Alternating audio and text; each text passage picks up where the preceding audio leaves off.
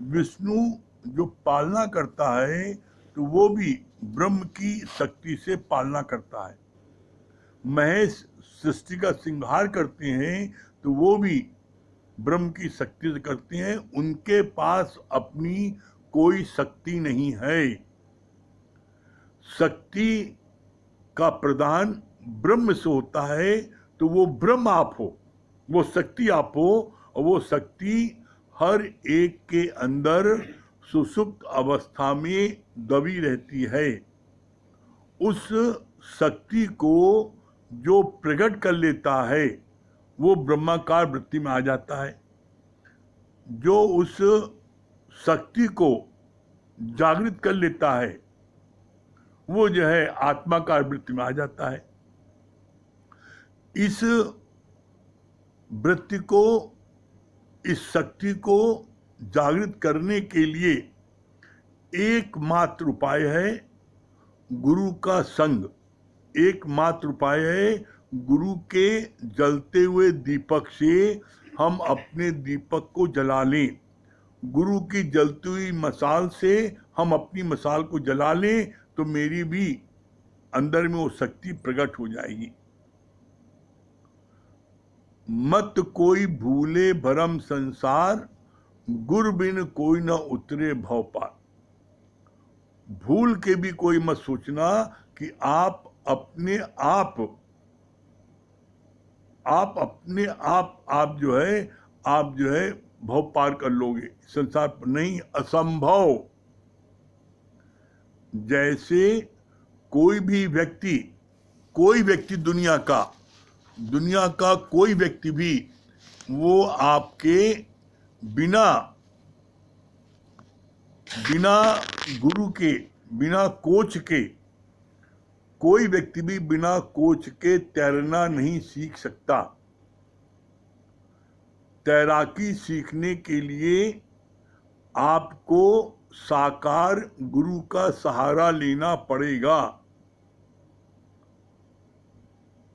जब साकार गुरु तैरना सिखाता है तो वो क्या करता है, वो आपके पेट के नीचे अपना हाथ रखता है और आपकी बॉडी को संभाले रहता है, डूबने नहीं देता, और आपसे कहता है ऐसे हाथ चलाओ, ऐसे पैर चलाओ। बॉडी के बैलेंस को वो संभालता है, डूबने नहीं देता। और जब आप 10-5 दिन साकार गुरु के कहने पर आप हाथ पैर चलाते हो तो आपको तैरना आ जाता है। और फिर गुरु क्या करता है, वो आपके अंदर में विश्वास जागृत कराता है कि आप तैर सकते हो। तो क्या करता है, आपके साथ साथ तैरता है लेकिन अपने हाथ को नीचे हटा लेता है, और आप समझ रहे हाथ रखे, आप तैरते जाते हो। जब वो देख लेता है कि आपके बॉडी का बैलेंस अब आपने बना लिया है तो वो धीरे से क्या होता है, रुक जाता है और आप तैरते जाते हो। जब आप कुछ देर आगे पहुंच जाते हो तब आपसे कहता है आप अब लौट आओ। और जब आप ये देखते हो कि अरे मेरा जो है गुरु मेरे पास नहीं है, पीछे छूट गया है, और आप जब अपने को अकेला महसूस करते हो तो आप एकदम से धक, अरे क्या हो गया, अब तो मैं डूब जाऊंगा। लेकिन आप चूंकि तैरना सीख गए 10-15 दिन में, तो अब आप ऐसे हाथ पैर मारते हो और अपने गुरु के पास वापस लौट आते हो। जब लौट आते हो तब आपके मन में कॉन्फिडेंस जगता है, और ये गुरु ऐसे धीरे धीरे धीरे आपके मन में ऐसे कॉन्फिडेंस जगाता जाता है। इसी तरीके से गुरु, सदगुरु, वो ज्ञान में आपको किसी जगह भेजता है, आप जाके सत्संग करते हो, आपके मन में धीरे धीरे एक कॉन्फिडेंस डेवलप होता है कि हाँ अब हम बता सकते हैं, अब हम जो है किसी के प्रश्न को उत्तर दे सकते हैं, अब हमको किसी का दुख सुख नहीं लगता है। तो आपको धीरे धीरे धीरे गुरु जो है उसी तरीके जैसे एक तैराक अपने शिष्य को तैरना सिखाता है और जब वो तैरना सीख जाता है तो फिर उसको खिला छोड़ देता, अब आप तैरो। इसी तरीके सदगुरु अपने प्यारे शिष्य को क्या करता है, पहले साथ बैठाता है, फिर धीरे धीरे उसको जो है साथ में उसको बताना सिखाता है, फिर कहता अकेले बताओ। और जब वो देखता अकेले बता ले रहा है तो उसको, गुरु को तब खुशी मिलती है, जैसे कोच को, तैराक सिखाने वाले कोच को खुशी मिलती है कि मेरा शिष्य जो है तैरना अच्छे से जान गया है, अब ये डूब नहीं सकता। इसी तरीके से सदगुरु भी जो है क्या है, शिष्य को जब देखता है कि ये जो है अब तैरना जान गया है, अब ये कहीं माया में नहीं फंसेगा, तो गुरु को विश्वास होता है, तब गुरु कहता अब जाओ गुरु के कार्य को करो। तो यहां पर जब आप अपनी आत्मा में जग जाओगे तो इसको बोलते हैं, आत्मा में जगने बाद क्या होता है, इसको बोलते हैं गीता के दूसरे अध्याय में स्थित प्रज्ञ के लक्षण। स्थित प्रज्ञ के लक्षण, स्थित प्रज्ञ मतलब क्या होता है, आप आत्माकार हो गए तो आपके अंदर से क्या लक्षण प्रकट होंगे।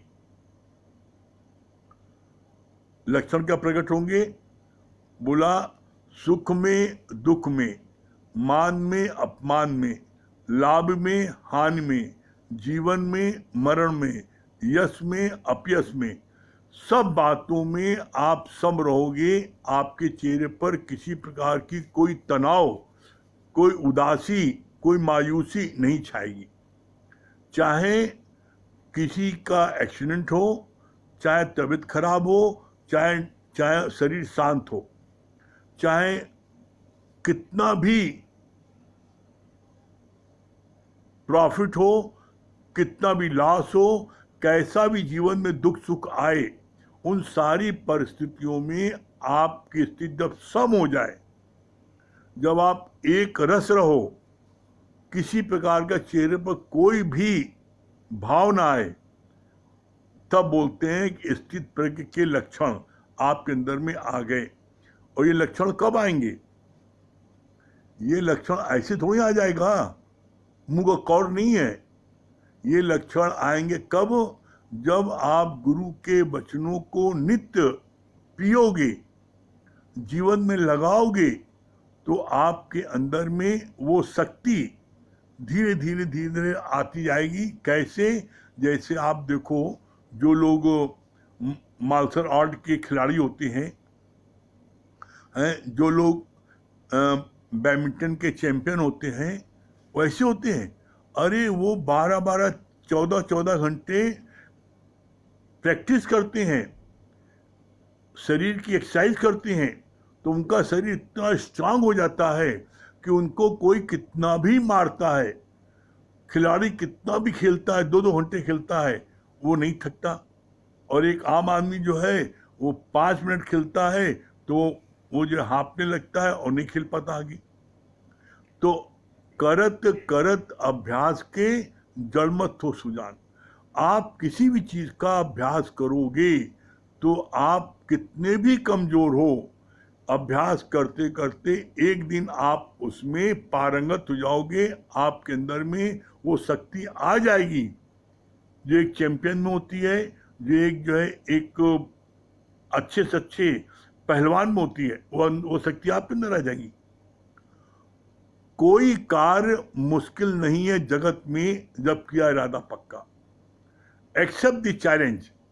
जीवन में जब भी कोई बात आए तो चैलेंज एक्सेप्ट करो, और जब आप चैलेंज एक्सेप्ट करोगे तो निश्चित आप अपनी मंजिल को प्राप्त कर लोगे।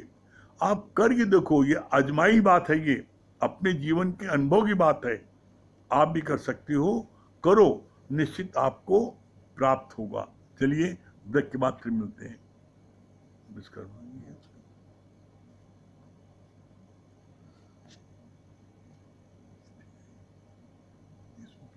है इसमें।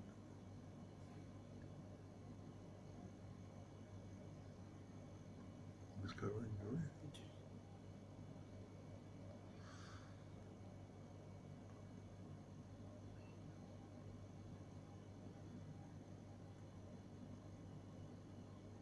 विश्वकर्मा जी आप बोले।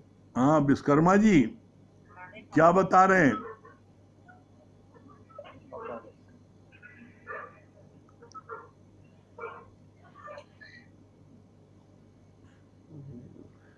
अभी रुक के कर रहे हैं।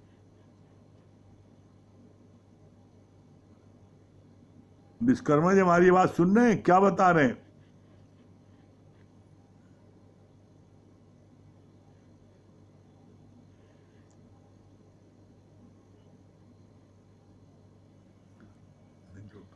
हाँ, बोल रहे हैं। हाँ, विश्वकर्मा जी।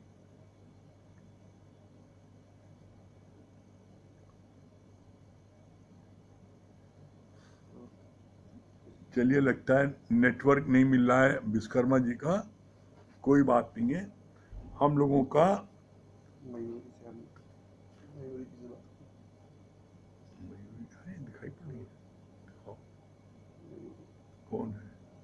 आपने कहा था नींद आ गई। इसका देखिए। विश्वकर्मा जी भी नहीं है। चलिए हम लोगों का नहीं मिल पा रहा है, नेटवर्क नहीं मिल पा रहा है विश्वकर्मा जी का। चलिए हम लोगों का गीता का दूसरा अध्याय चल रहा है। दूसरे अध्याय में कल पढ़ा गया था, वो 2-3 लाइन पढ़ देते हैं तब उसके आगे बताते हैं क्या है।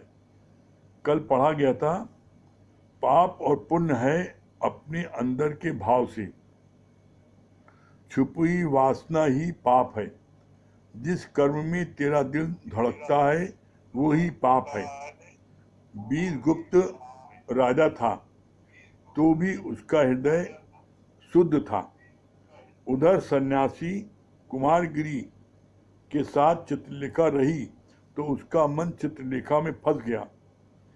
कल यहाँ तक हुआ था कि कुमारगिरी सन्यासी था लेकिन उसके अंदर वासना दबी हुई थी, जिसके कारण वो चित्रलेखा में फंस गया और वो ज्ञान के पथ से हटना पड़ा उसको। तो अंदर की वासना ही हमारे को जो है गिराती है, कोई दूसरा हमको नहीं गिराता। और जब हमारे अंदर में वासना दबी होती है तो वो जब मौका पाता है तो फिर वो वासना जो है अपनी पूर्ति करने के लिए सब कुछ कर बैठता है। जैसे कि वो सन्यासी कुमारगिरी ने किया, चित्रलेखा के कमरे में खपड़ैला तोड़ करके उसके कमरे में कूद पड़ा अपनी वासना की पूर्ति के लिए। तो इसको बोलते हैं दबी हुई वासना। तो इसीलिए गुरुजी महाराज बोलते हैं कभी वासना को दबाओ नहीं, इसको दबाओगे जब मौका पाएगी ये वासना जो है फिर यही क्या होगा, कुमारगिरी की तरह ये जो है वो कमरे में छप्पड़ फाड़ के कूद पड़ेगा जब वासना दबेगी। सेल्फ रिनंसिएशन, वासना की पूर्ति भी नहीं करो लेकिन इसको क्या करो, इसको जो